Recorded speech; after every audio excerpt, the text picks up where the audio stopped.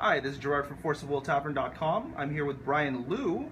What event did you just come back from? Just came back from California Regionals at AX. Oh, how did you do? I got 4th place. Oh, perfect. And what did you play? I played Bahamut, but it's not Bahamut Burn. It is what I like to call Bahamut Shake and Bake. It's a mid-range deck, and it plays it very differently than, say, Bahamut Burn. Okay. How was the event for you overall? I mean, you obviously got 4th place, but how was it? It was... I felt like I didn't really play against a lot of meta. I played against a lot of rogue decks, and I felt like this deck was very well positioned to take down rogue, even though I was still prepared for Abdul. Okay. Mainly it's just losing die rolls is not great, but it is what it is. How much do you think the die rolls actually affect not just your deck, but the game in general? I think that if you're going first, it's a 70-30. Okay. It is really, really impactful that you win the die roll. And why don't you just get into the deck for us? Sure. All right. So let's start off with the J roller. Yeah, this is Bahamut. Fault Gold is the front end, and Bahamut is the back end. I'm only going to show you the front end because you almost always only use the front end. Bahamut is honestly not that great because it doesn't allow you to make stones, and it doesn't allow you to draw cards. You use the ability to search up a dragon more often than not. And a key thing about this is you usually search up Spawn a Blazer before you search up Blazer. Like, I searched up Spawn a Blazer more times than I did Gilderoy and Blazer put together. Okay. So we're going into the stone deck. Pretty basic. We got 8 Firestones. And we got a little red. You're naming red, it boosts up all your creatures. It's pretty self-explanatory. Right. And we have 1 Molest the Ghostly Flamestone. The important thing to know about this is the interaction with Lugaru, that it pumps up Lugaru's damage dealing as well. It amplifies that damage as well. So when you're attacking in, you're not attacking in for 100, you're attacking in for 300, then 900, as opposed to 100, then 900. So it's just got a really good interaction with Lugaru. Alright, so let's move on to the main deck. So we have 4 Hunters. Hunters are probably the best 1-drop in the game. They're aggressive. You can run them into other 5/3s. They're just really aggressive, and they're really, really good. Alright. We got 2 Wolves Haunted in Black Forest, and 2 Apostle of Canes. So I want to talk about a little bit about this for a second. So the reason why I'm not playing 4 is because of Abdul and aggro. Wolf is very good against Abdul, or decently good against Abdul, I would say. But it's not very good against aggro. Having 4 copies is not very good against aggro because you're taking 2k damage, and you're not really an aggressive deck, so you're not the life total is not irrelevant. And the Apostle of Canes are actually really, really terrible against Abdul, but they're good against most other matchups. They're good against the aggro matchup that you don't take damage. These synergize with Lugarus a little bit. So I wanted to play 8 1-drops in terms of ratios. Just have a solid early game. Just to have a solid early game, yes. So 2-2 split seems very good. You only take 1k damage at the very most to your own cards, and it's very good. Alright. 7 Dwarves, 4 copies. Probably the best 2-drop in the game. Best aggressive 2-drop in the game. It comes down, it's a 7/7 for 2, and I think it's the only card that is that big that doesn't have a very big downside, like Murder Snowman. Obviously you don't want to play Murder Snowman because you don't want to second Redstone. But these there's so many decks that just can't beat a turn 2 7 Dwarfs, and on the play, this is why you win so much on the play. Did you win any games outright just because? Oh, absolutely. You go turn 1 Dude, turn 1 even Thunder, turn 2 7 Dwarfs, turn 3 Lugaru, and they're just straight up dead. They can't win. Okay. I like that. Yeah. Okay. So 4 copies of 40 Thieves. This card is really interesting. So this card is part of the what I like to call the Shake and Bake combo, which is the bake portion of the shake and bake combo. So let me briefly explain the shake and bake combo. So shake and bake is essentially where you shake them up with your early game creatures, and if your A plan doesn't work, then you bake them with by drawing 4 splits. So Four splits specifically. yeah, 4 splits specifically. So there's a running joke about how you beat Abdul, which is you draw 4 splits. Of course. And I kind of took that a little seriously, and I was just like, well, what if we actually drew 4 splits? And we tested it, and it ended up being really good. You're just like, they have 2 cake zones, and you have 4 splits. They can't do much about it. Yes, they would have to keep up 3 cake zones, and that's 6 mana they're holding up every turn, and you could just be resolving little weenies. And these are to help you to draw into them. They also smooth out your early game draws and your late game draws as well. Because if you draw your early game cards late and you draw your late game cards early, this completely fixes it. Also, it hedges against the aggro decks, allows you to play more splits in the main, so you can just pitch the splits for more gas. Okay. So the main thing is it allows you to play splits in the main. Okay. 3 Spawn a Blazer. So I think this card is pretty good, but not for the reasons that most people think. So most people think that, you know, you play this on turn 2, then you play Spawn a Blazer. You play Blazer, eat up damages turn 3. I don't think that I haven't been playing this card on turn 2. Every time I open it, I shuffle it away, and the reason being is I always want to search it out with Fault Gold, and it being a 4/4 flyer is more relevant than it being able to sack to play Blazer. It's a worse 2-drop than 40 Thieves and 7 Dwarfs, but it's just extra cards that you can just play that the Abdul deck doesn't want to counter, basically. And sometimes you just play this on turn 2 and then you play the regular combo. But mostly, that's the reason why I'm playing it at 3, because you don't want to draw it, and you want to search them up, and you want to have a significant amount of combos. Well, I mean, the search is free, so why? Yeah, the search is free. But you just want to have like lots and lots of resources for the search. Right. All right. 4 copies of Lugu. All right, this card is stupid. It's turn 2, like I said before, turn 2 7 Doors, turn 3 Lugu is just so strong. If you're on the play, there's very, very few things that you can do to beat it. Especially since Lugu has haste, if you bounce it, you just replay it again. You still deal damage, even if you're attacking monsters. And the main thing about this card is you are usually using it as a removal spell. You're usually killing their elves. So I see a lot of people playing Lugu and attacking in at their opponent when they have like a tapped Beefsting or a tapped elf or a tapped Gretel, whatever. I honestly think in the Abdul matchup, you really, really need to take them off the cards, because this way you get a guaranteed 2-for-1. You get to kill their guy, and they have to use the removal spell to kill it. And if they don't deal with it, then it will just keep mowing down their creatures. And that's honestly like going too all in just leaves you dead to like Cake Zone, basically. Okay. So 1 copy of Little Dread. So this card is pretty darn awesome. It's pretty bad against Abdul, but it's good against almost every single deck. I would want to play 2 in the main deck if I could. I would actually cut a split for another Little Dread, but for now I was like having 1 copy was just okay. So what it does is you can play it on 4 and kill something and have a 8/8 target attack. You can play it on turn 5, steal their meth, and smack them with it. You can steal a big thing, basically. Or you can pump their meth and then steal it and smack them for 21 instead. It's just really good against meth. It's good against the black decks. And it's also really good against aggro as well, because it's just turn 4, stabilizes the board, and you can just start target attacking everything that they have. Okay. Really, really want more copies of this if the meta shifts towards aggro. Okay. 3 copies of Blazer.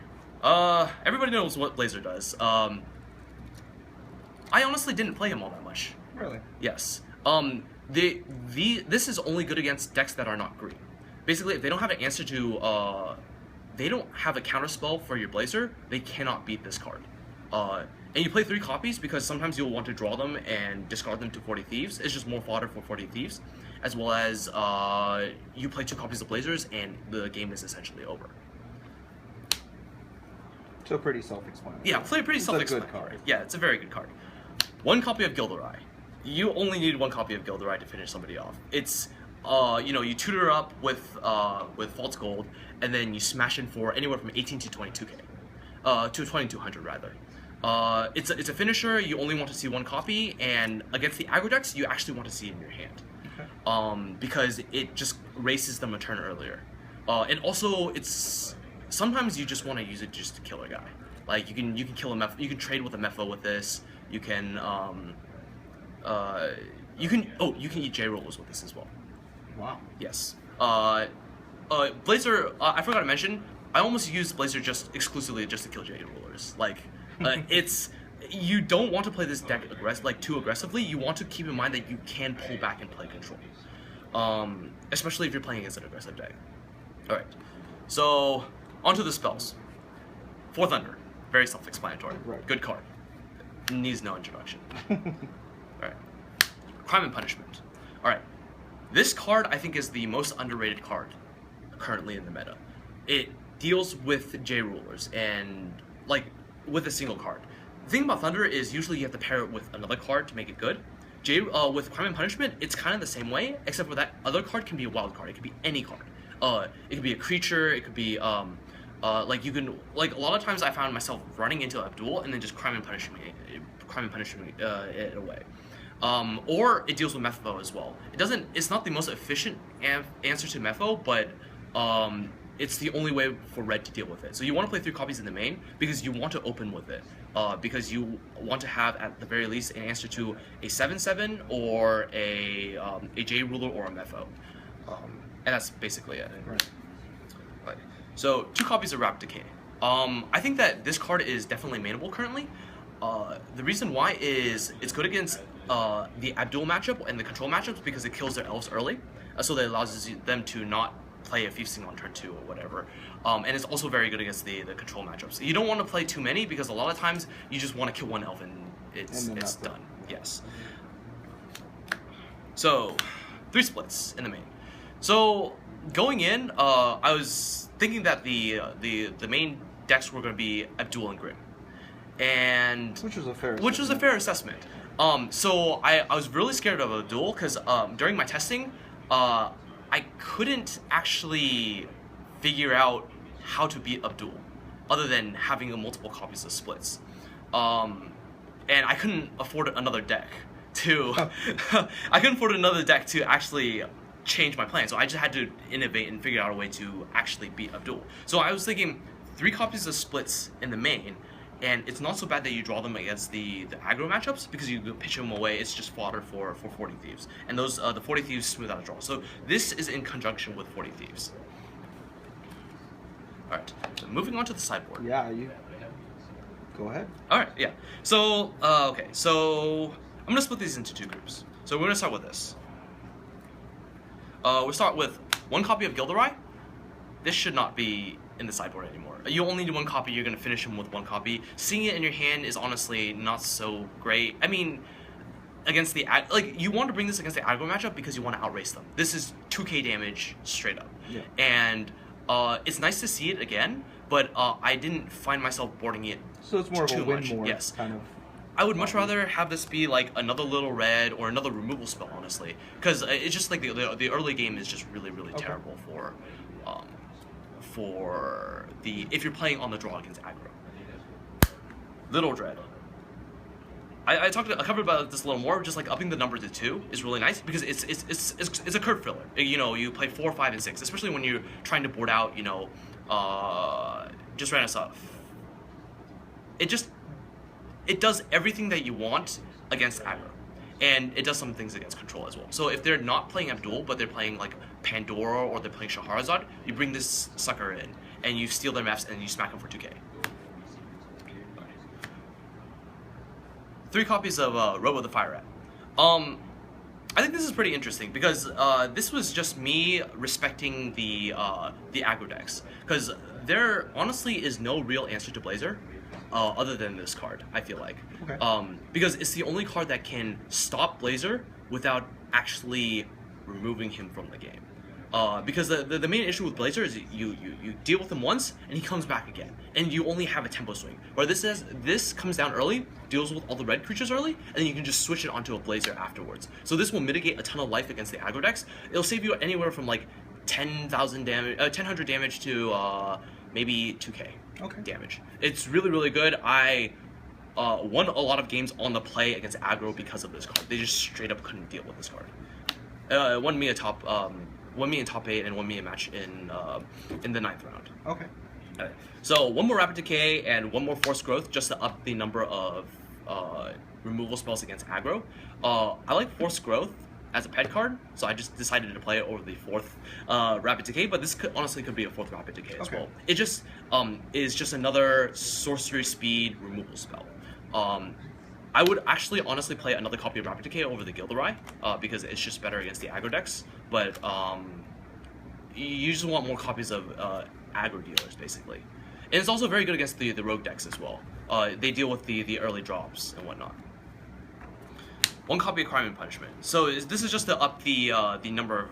It goes in against the aggro decks and the control decks. You don't want to see 4 because you don't want to see multiple copies, but you want to board this in against Abdul because your game plan against Abdul is to kill their J Ruler, let them stall out, have them slam Mepho, and the turn they spend a whole bunch of mana to commit something to the board, you just kill them with a billion splits. And this helps with the plan, or to kill their Abdul. You need to deal with the Abdul.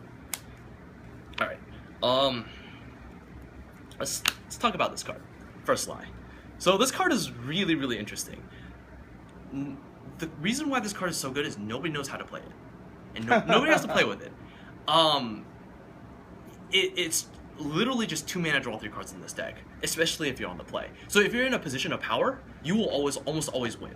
Because you can call something like anywhere from 10 to 15k, to 10 to 1500, and they literally can't win. You draw 3 cards and you're just so far ahead.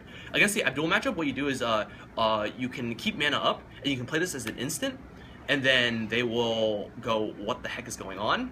Guess the wrong number, and then you draw 3 cards and then you just split them to death. So this is part of the shake and bake combo. Is you draw a billion cards with 40 so you're thieves. Just accelerating. Yeah, to that you're just accelerating into the game plan. You're thinning your deck out with Vault Gold as well. You can exchange a lot of the trash that you get with 40 Thieves. This helps you get into 40 Thieves and more. You're just chaining it. You're taking advantage of the Abdul's slow early game and having another game plan for him. Okay. 4th copy of Split, pretty self-explanatory. It's just to help with the shake and bake combo. And then 3 copies of Dragon King Slime. So these I'm not so sure about, but the reason why I like these is because I found that when I was testing against Abdul, that you would a lot of the times just have a lot of mana up. And this is an instant burn spell. The reason why you're playing this over Purifying Fire is because it's solely because it's an instant.